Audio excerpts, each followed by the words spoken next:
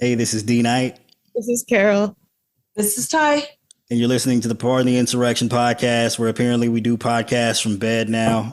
I know that's like the new trend. I forgot that girl's name that does her podcast exclusively from the bed. We won't be doing that every single week, but you get a change of pace this week with Carol over there. She's wearing clothes, by the way. She's just lying down. She's under the weather, recovering from the vid. You know, the COVID-19 got her. It's still out there.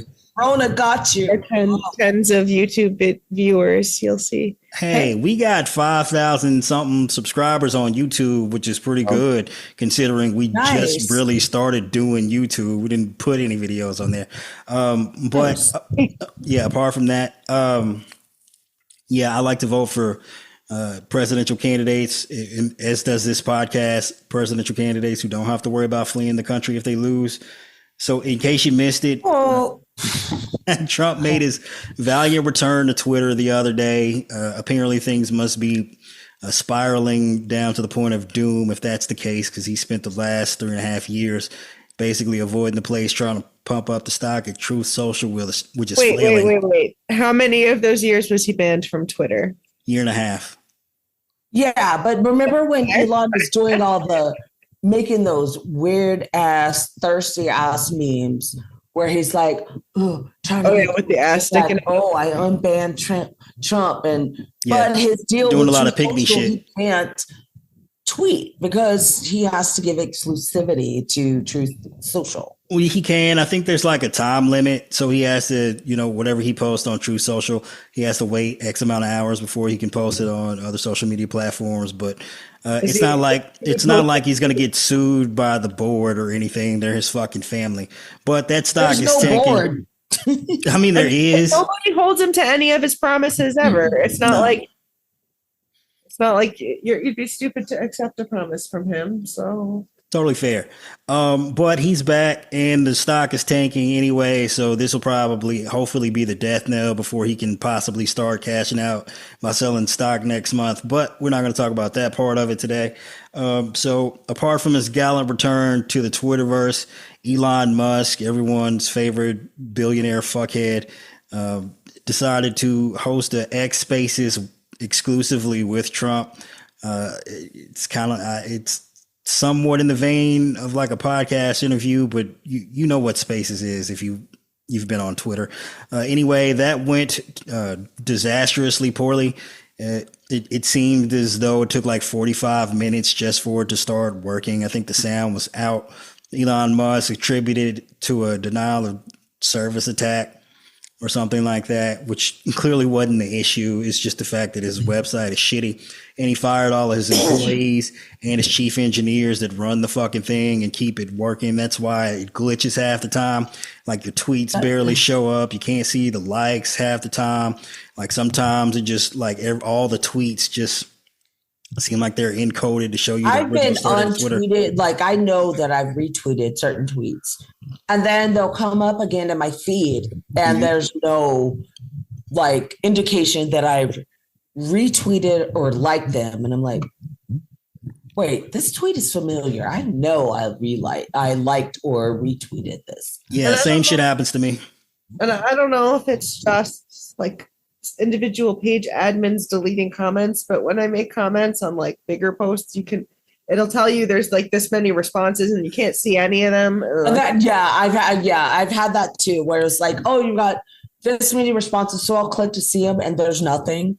Yeah, it'll be like 170 responses, like in the. Like, and you'll get display. 5. Yeah, you'll see 5 when you like open the post. It's crazy.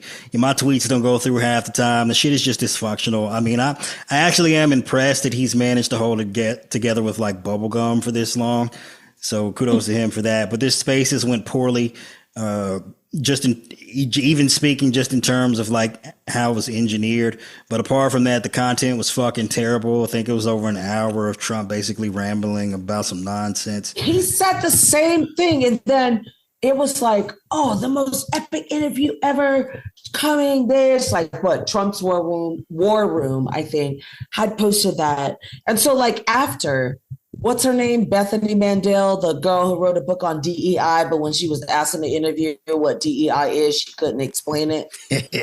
So An acronym. she was like, oh, it's so crazy. The same party that pushes DEI, they are so non-inclusive, and they know that Elon is on the spectrum.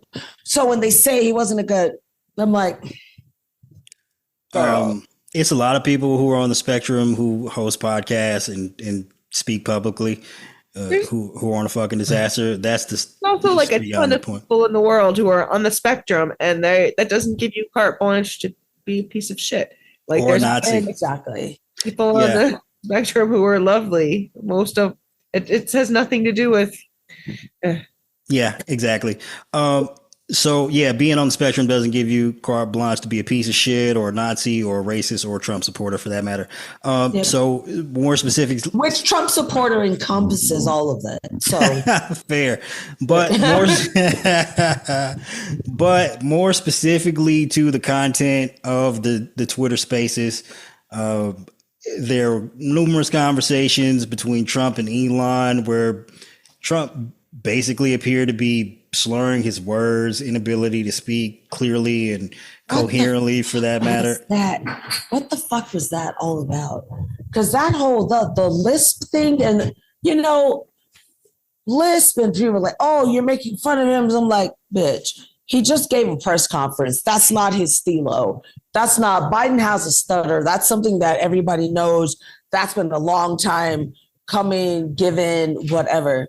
So don't try to gaslight us and try to make it like, oh my God, you're making fun of it. No, it was bad. That was actually the best part of the fucking space. What, Trump sounded like a moron? Yeah. Well, not sound like a moron, sounding like a slurring moron. Yeah, fair enough. It was good for the Harris campaign. But here, we'll I'm sorry, what were you saying? I was saying it was the slurring that was off, and then I got stuck trying to make moron an adverb, and the moronicity. Well, speaking of moronicity, we'll let our friend from Midas Touch, Ben Mysalis, give you a little bit more insight onto the nonsense that Trump was spouting on that X. Dentures started trending. Daffy Duck started trending. Donald Trump appeared to be in steep cognitive decline. Let me just show you the lowlights of what went down. I listened to this whole ridiculous thing, so you didn't have to. Donald Trump talked about how we saw the Time magazine cover that just came out with Vice President Kamala Harris, and he remarked that it looked a lot like his third wife, Melania, and said that doesn't really look like Kamala, but it looks like Melania. Here, listen to what Donald Trump said. Play this clip. She's terrible, but she's getting a free ride. I saw a picture of her on Time magazine today. She looks like the most beautiful actress ever to live.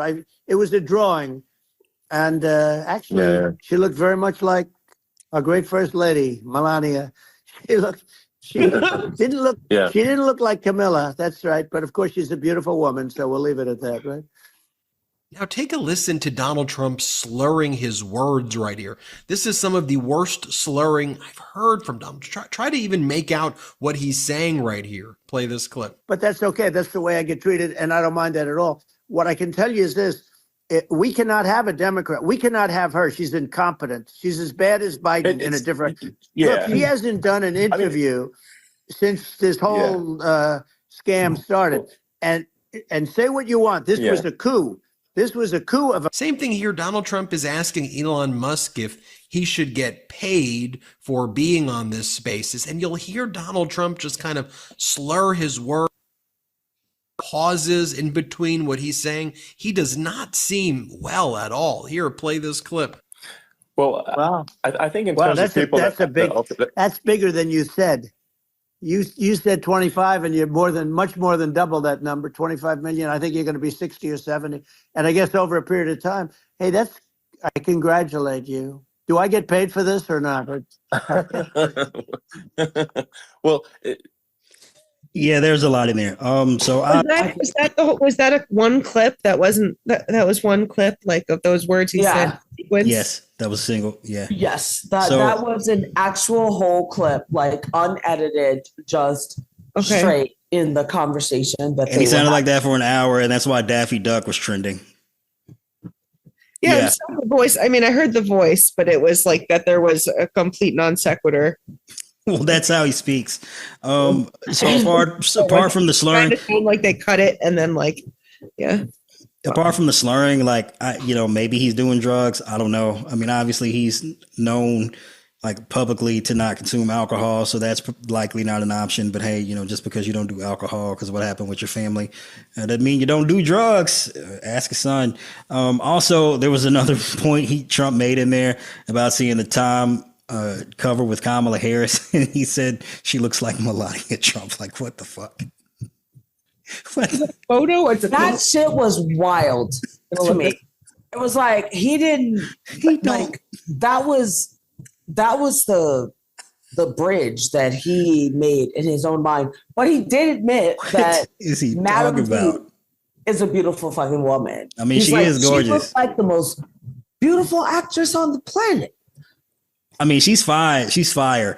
Like they be on, like the bad guys be on Twitter posting these pics of Kamala Harris when she's younger, talking about looking this, and I'm like, yeah, thanks. Like, should we want someone who's ugly to be president? Yeah, thank you, appreciate it. Something to daydream about. Thank you for reminding me of what she looked like back in the day. Yeah, back when she was dead, Montel Williams. Sorry, first gentleman, but I'll be dreaming about your wife here and there. Don't take it personally. We all did the same thing. Sorry, second gentleman. I also be dreaming about your wife. Second gentleman. Well, he's about to be the first gentleman pretty soon here.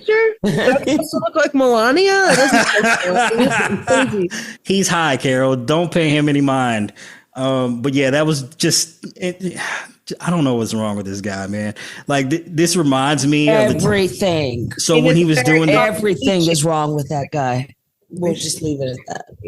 Well, when he was doing getting deposed in New York for the civil rape trial, and they showed him that photo of E. Jean Carroll when she was younger, and he said, "Yeah, that's Marla Maples." This is like 50 times worse than that. This is even more insane. Yeah, he's like, that black girl looks just like my Slavic wife. It don't make no sense. We gotta get this dude up out of here.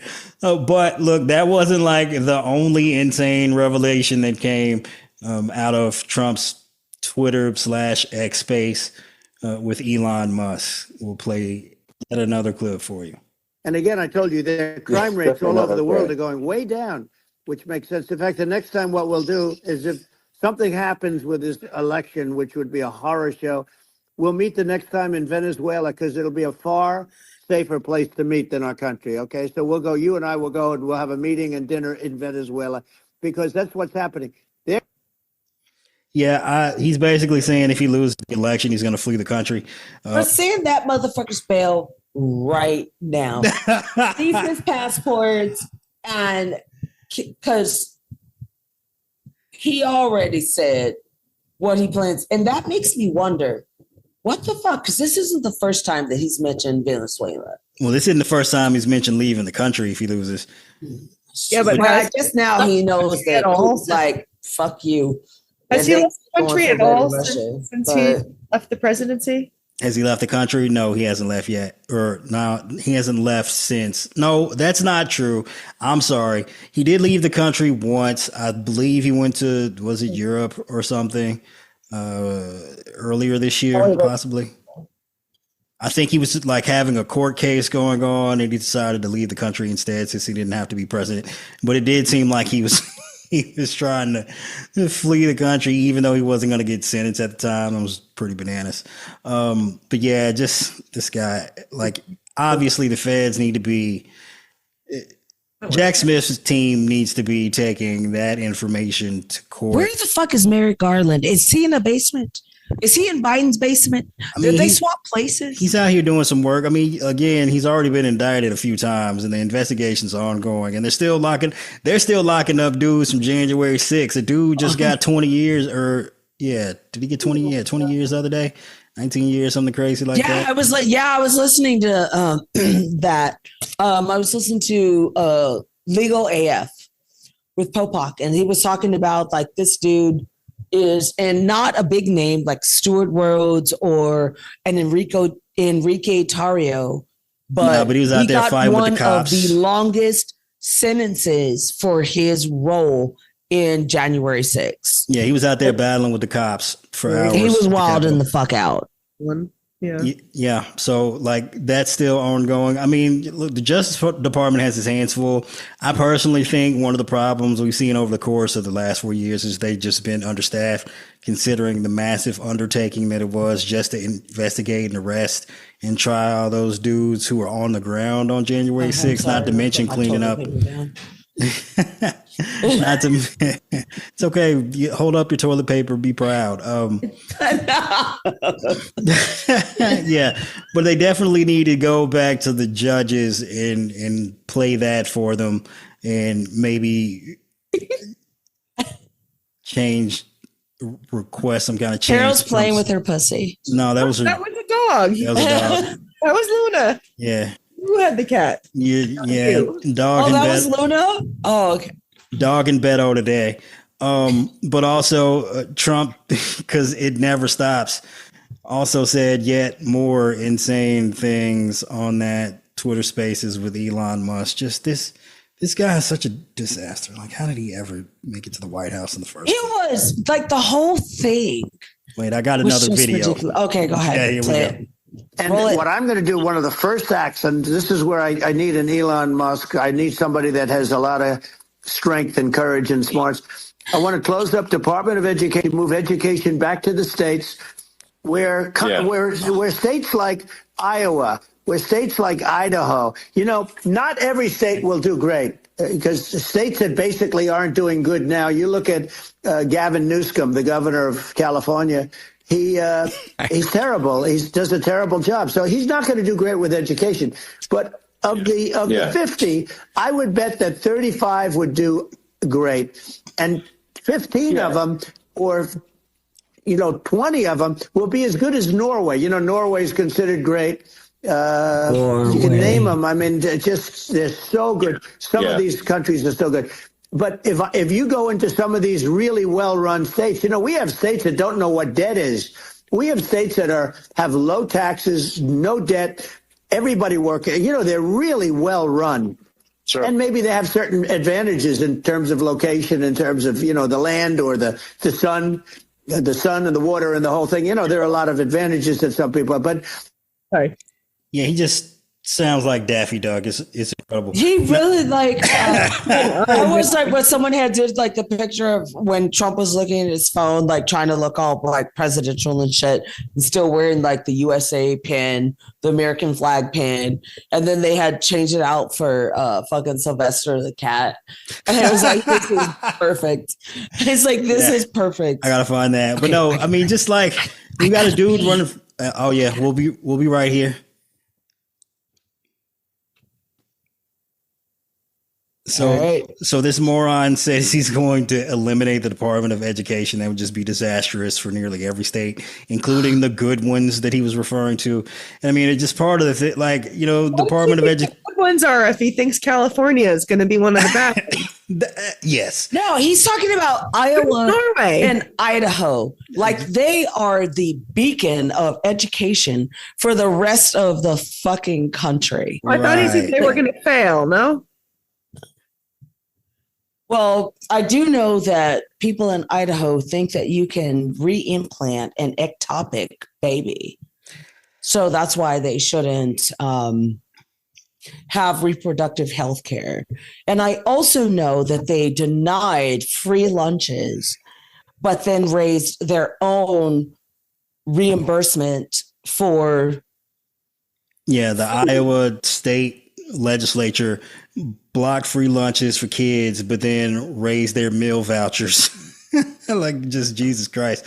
And like, if you think about it, so crazy. Back in it was 90 and 91, and I was a Congressional Youth Leadership Scholar, and there were kids from all over. We were supposed to be the brightest of the brightest or whatever. And there was a kid from Iowa who was sitting at my table. We were having a banquet dinner, and he was so excited. And he was like, I ain't never been to a place that had cloth napkins.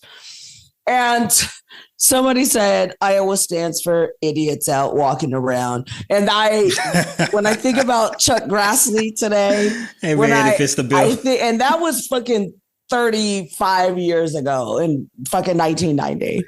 Idiots out walking around. And they have not proved me wrong yet. So just from like a Black perspective, like the Department of Education was key in making sure schools were integrated. Like if you think about what that means and like eliminating that, it would just be total chaos for starters. But I mean, it's also... That's what they wanted. They want an end to public education. Yeah, that's what I was getting at. It's also part of this larger plot to just eliminate public schools altogether and use that as an opportunity to fund public money to these private schools that these clowns will set up to just suck up resources and also not educate your kids. And also like our, public school system already has quite a few issues, and like no Department of Education would just exacerbate the problem. I mean, we'd just quickly go down in terms of like. I just found out. I was picking up Jeremy from school. This was when he's in middle school now, but this was in the last week or two of him at his elementary school.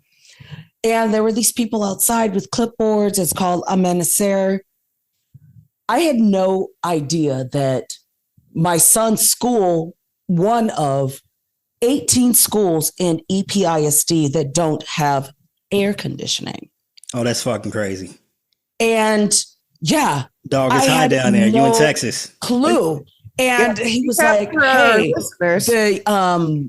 not the infrastructure bill, the Inflation Reduction Act, like where they give money for like solar or whatever. And Texas has rejected giving those monies. And then, because I put my name, it's like, oh yeah, I'm down for your cause. Like, I'll help you guys out. Whatever do you need? Put my name, number down, signing the paper. And so I get a text message from a guy who works for them. And he was like, hey, we're trying to because if we can get this funding and then also solar on the schools, it's going to keep the bills down because the solar is going to be way cheaper than just but because Abbott, the school shootings, doors, windows closed and locked. So they can't even open the windows in the schools. Yeah, and man. Vote for Trump. Otherwise, your kids are going to be microwaving their schools because they won't have air conditioning. And then so I didn't even know that extent. He's like, these kids don't even really know. He was like, they come home from school, they're exhausted, and mom and dad are thinking like, oh, they had a long day, and they can't articulate it like, mom, dad, it's hot. But they don't know why it's hot or how to really like convey what's going on. And so and who investigates shit like this? The Department of Education. Exactly. And so we met for lunch 2 weeks ago. Oh, well, not lunch, but coffee. And he was like, hey, if I wanted to help them, in what role do I think that I could, play to help get the word out and let it. He goes, and they're actually, which plays into Abbott's voucher scheme and wanting to go to vouchers. He goes, they literally had a school that had air conditioning, close that school, put the kids in a school that did not have air conditioning. And then they turn around to the parents and go, look how shitty the public school system is. Don't you want parent choice? Don't you want school choice? And yeah, this is what they do. They take public programs and they try and kill them. And then they take what they did to it and show it to the public and be like, we can fix it. As if it just happened because Democrats are wildly spending or something about Biden and Harris. Yeah, every time. Whatever. It's the same playbook. It never gets wildly spending. The schools would have money. Teachers. But no, not only that, but Jeremy's school. So there was a push going on. They're trying to turn, and Christopher went to that school as well. He went there from second grade. Jeremy started at kindergarten. They're 4 or 5 years apart. So I've been a part of that school system for a long time, that they are trying to turn into a Montessori. So what they're trying to do with the school that Jeremy just left it's only going to be for kindergartners and first graders. The second through fifth graders, they're wanting to put in the middle school and turn it into a second through eighth grade. Okay. Too much. A 6-year-old does not need to be in school with a middle schooler because middle schoolers are off the goddamn chain. You're exactly right about that. They are just, but that is what they were doing. And they're like, and the teachers, they're like, get on board, but you'll have to be retrained or you don't have a fucking job anymore. And Mrs. Pringle, and I love it because I live here in an 80% Latino city. She's a Black woman. She's been the principal since Christopher was there in second grade, like for like 10 plus years. The day before the last day of school, we get an automated message. And I could hear it in her voice. Hey, this is Miss Pringle. The district is going in a different direction, so I will no longer be here. And you can tell. And I was like, why is it just the day before? And we get this at like 6, 7, 8, 9 o'clock at night before the last day of school that she's not going to be there anymore. I go, that's some pushing her out shit. Like that is some. Yeah, so not only are Republicans ruining schools for your kids, they're ruining it for the teachers too. Yeah, so well, they want to push all the teachers out so that there aren't good jobs. That's why they don't. She was amazing. Want to scare them out, shame them out, shoot them out. Yeah, let them die in a shooting. That's probably plan number one. And underpay them, and that's part of the plan. They don't want teachers. She was a great. They have quality teachers. Those are the public schools. And that's why you got to vote for Democrats and make sure Trump don't end up back in office.